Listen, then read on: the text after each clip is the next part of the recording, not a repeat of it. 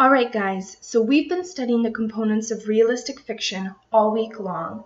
We've been brainstorming ideas that could possibly be turned into realistic fiction writing pieces of our own.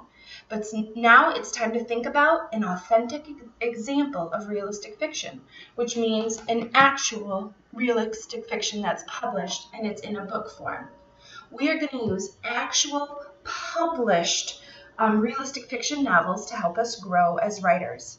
While we're writing about realistic fiction, we are going to be reading examples of realistic fiction too.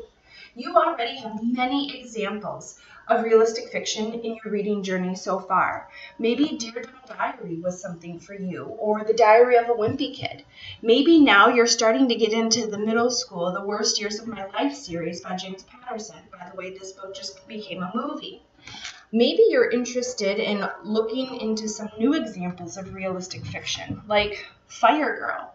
This is a great realistic fiction example. Maybe you're into, or you've always been into, the Gary Paulsen realistic fiction series, like Liar Liar and Lawnmower Boy.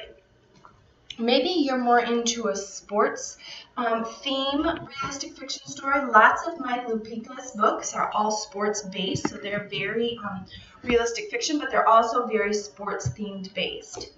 Maybe you didn't know that some of the novels that you've been exposed to are classified as realistic fiction, like Pay It Forward, Rules, and Wonder. There are hundreds of young adult realistic fiction titles, and we're going to be talking about a lot of them as we go through the journey of learning about realistic fiction. But today, you are going to start your journey with an authentic realistic fiction text example that we are going to be reading as a class together. Let's get started.